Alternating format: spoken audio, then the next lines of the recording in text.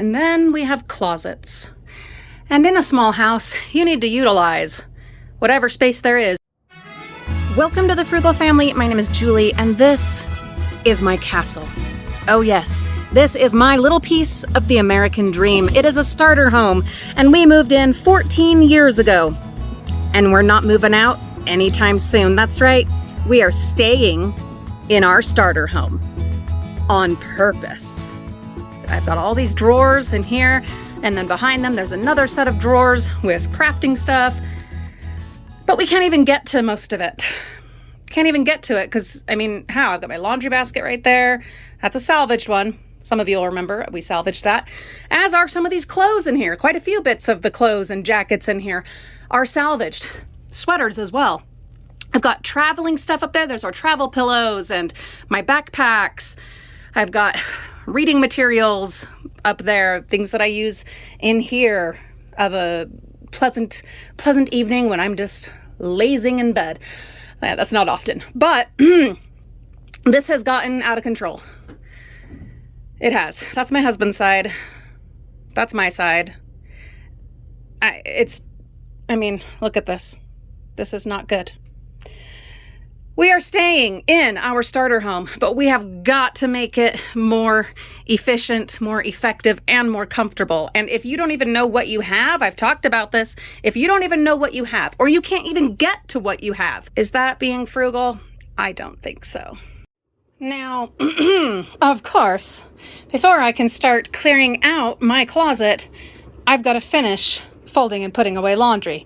My ever-present nemesis is Mount Laundry.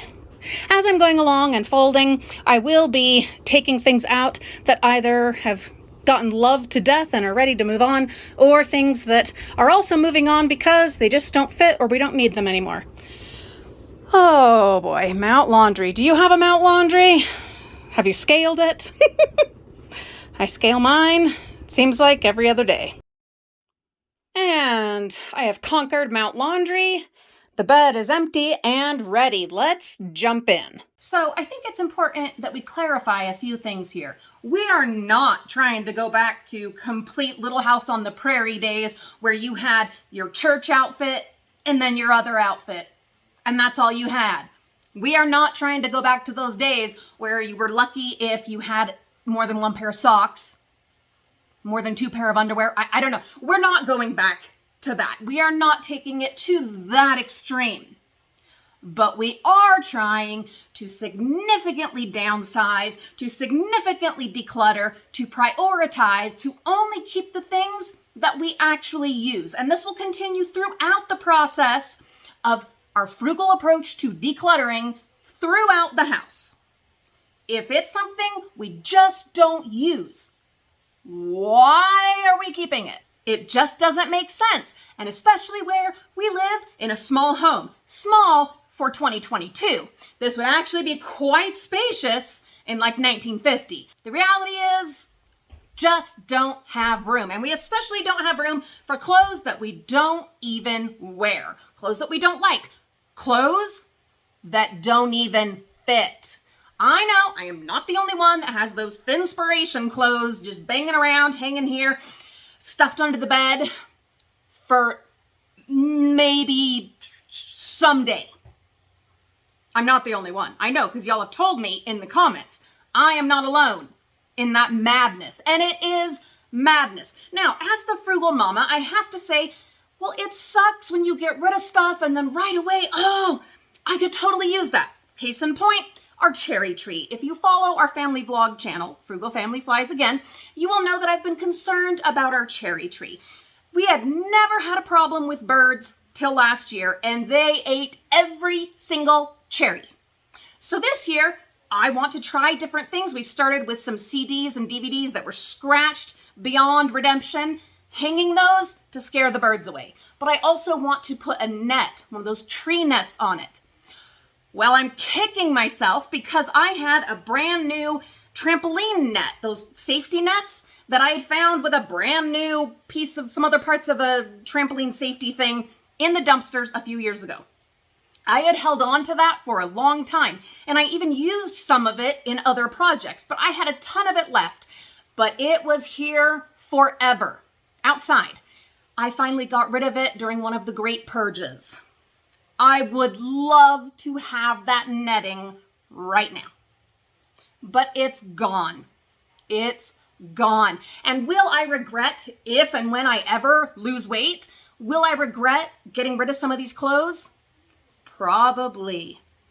I am willing to take that chance, however, because the stress, the weight of all of this just hanging over our heads, literally, actually, because all the stuff in the attic, but having so much clutter. And I mean, come on, so much stuff. And a lot of it is stuff that we use. Behind me, that is the crafting center, and the kids use that like crazy. They don't, and I don't, use my overfull closet. So there are instances where it makes sense to keep the clutter, the extra, the excess, but try to have it a little more organized.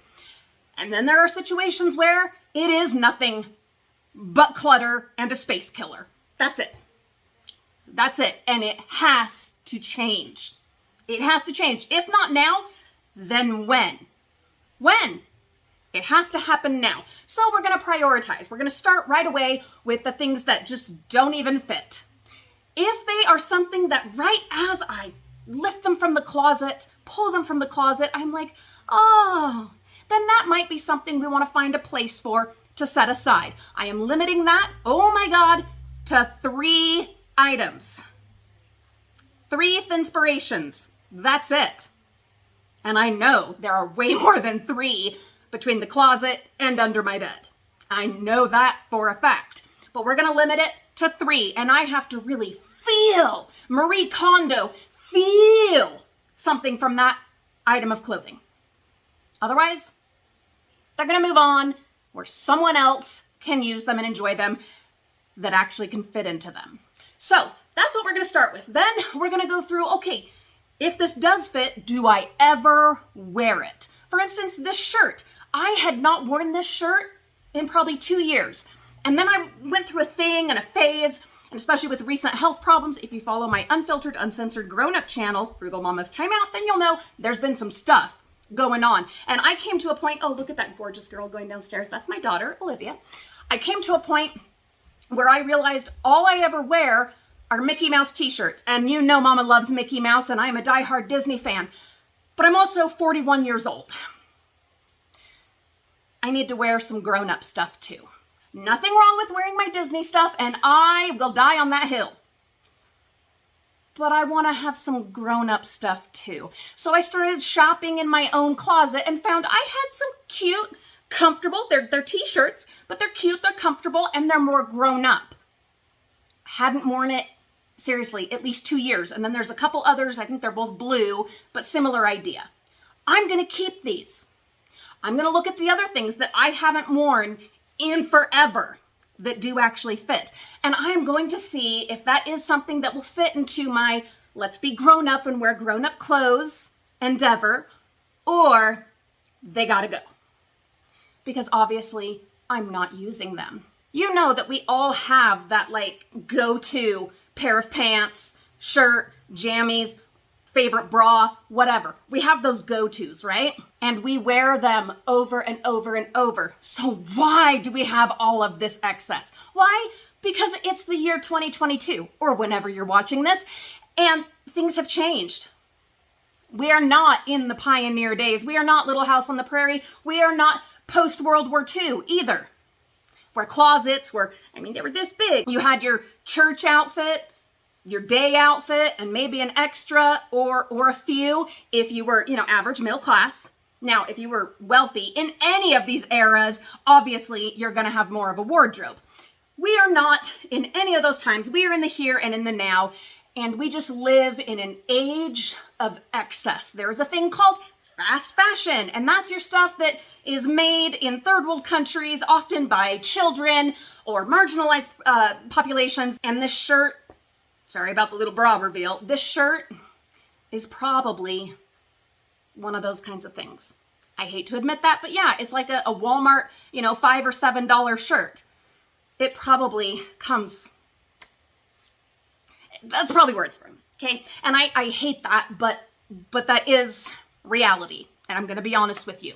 I'm taking you into my closet, for crying out loud. We're being open and honest and transparent here. So clothes are cheap and we get a lot of them. And a lot of times it's just an impulse. Well, I love this shirt. I'm going to get all 5 colors. We don't need to do that. And especially when, if we think about it realistically and we're honest with ourselves, we're not going to use all of those anyway. We're really not. And think of how much money we could have saved. Yeah, they're only $5 or $7 each. But you add that up to all 10 colors that are available? That's gas money. And you know you need gas and grocery money right now. I mean, we all do. So why not just get it in the color that really sings to you, your favorite shade, the one that is most flattering on you, and leave the rest there for somebody else. So there's a lot that I do want to bring back from the days of like the 1950s. I don't want to go all the way back to Little House on the Prairie where you had to make your own clothing. I know that is huge right now. It's become this thing that people are doing, and it's like cool and hip to sew your own clothes. I'm not doing that. I'm not. And I don't want to. Though I do see the beauty in it and think it is a wonderful art form to be bringing back and is very useful, practical, and sometimes even frugal, depending on the cost of that fabric. But what I do want to bring back into practice to implement in my own home and to encourage you as well. This is a practice from more of like the 50s, 1950s through 1970s. And for some people, this practice has never ended. Investing in quality clothing rather than jumping to the fast fashion. Even if you wear your clothing over and over and over, those go-tos, if they are quality, well-made, well-designed, durable fabric, they will last. Even if, seriously, you're wearing them all the time and then washing them, and they will last if you invest and get quality pieces that you know you're going to use, that are going to be comfortable, that are going to be practical, that you're going to like wearing and like seeing yourself wearing. This is something that was done for a long time. Before the fast fashion and mass production went out of control. People invested in a good coat, a nice dress, a solid pair of shoes that they would, of course, then take to the cobbler and have repaired if need be. Or buttons came off or a little tear here. It was fixed, repaired, patched. People knew how to do that. And we're going to talk more about that in another video. Stay tuned. Do you know how to replace a button? Now, being raised in a very large family with limited means, lots of kids, we did not have the option of investing in those kinds of clothing items. And plus, when you've got all these kids and they're constantly growing, it doesn't really make sense, does it?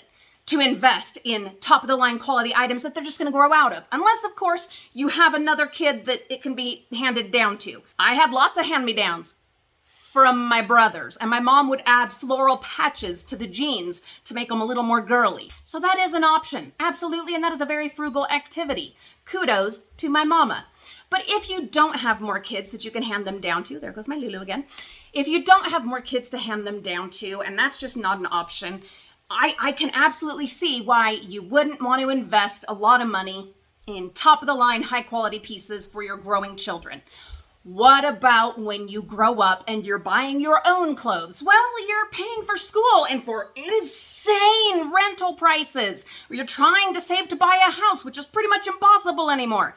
Hence the reason we're staying in our starter home and we have this new video series.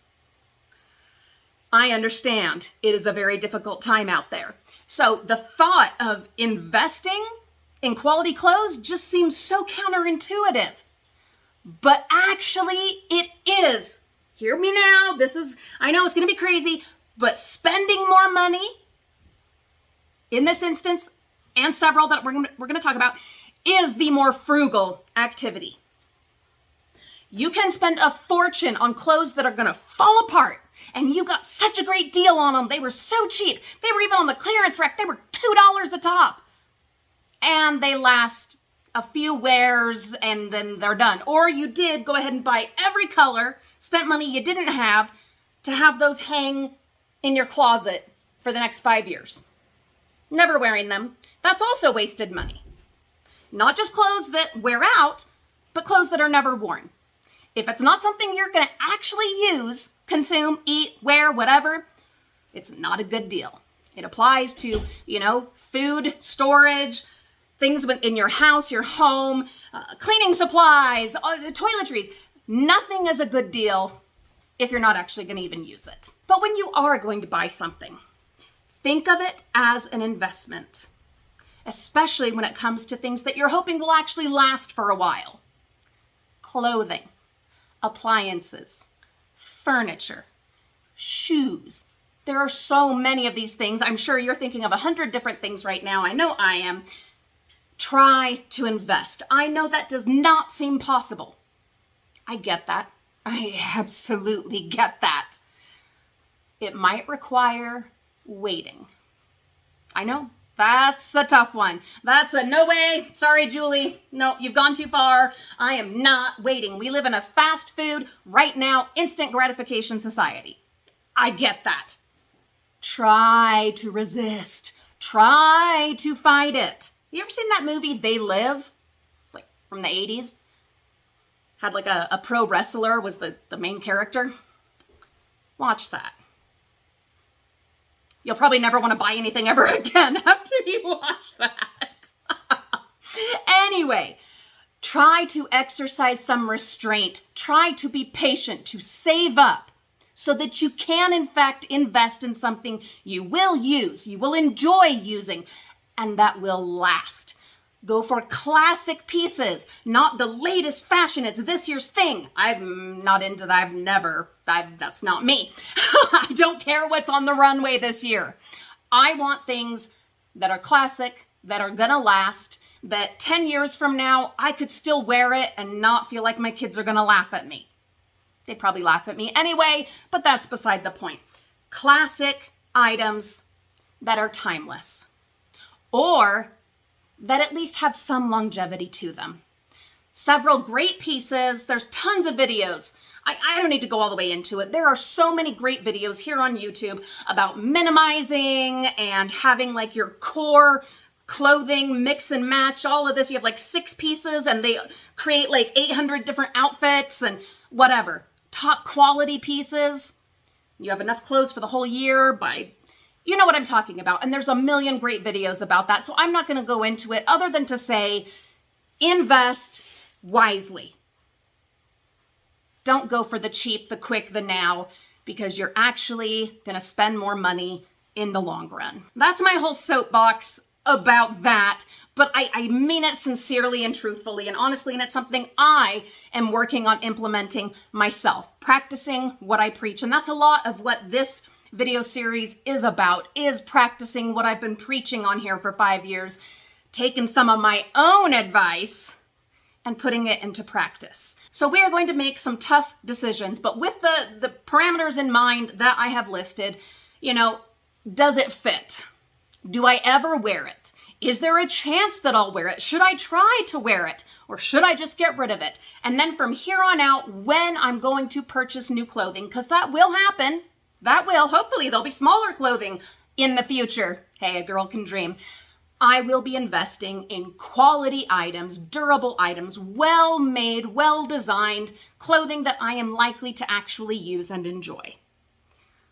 Until then, I want space because we just don't have much of it. What about wedding dresses? Having been married twice, I do have 2 of them. What about other important ones? This was it's still very important to me, but it was even more important to me before when I was still in the Mormon LDS religion. This was the dress that I wore as a 3-year-old going through a very important LDS ceremony in a temple with my family. And my mom made it. I'm not going to just get rid of that. And then with the wedding dresses, my first one, my mom made that by hand. And then the second one, of course, I married my husband. So what about wedding and humongous one time, not once in a lifetime apparently, but one time only dresses? What about those? Okay, we've made our tough choices. We have cleaned out this closet. All right, we've at least significantly downsized, and that was our goal. And we are, from here on out, focusing on investing, doing our research, reading reviews, really looking into it doing our homework. when it comes to purchases from here on out. Okay? You and me, I know we can do this. I know we can. All right, confession time. In the interest of transparency and being absolutely candid with all of you, let's discuss this. So that's all my husband's clothes, and I'll let him figure that out.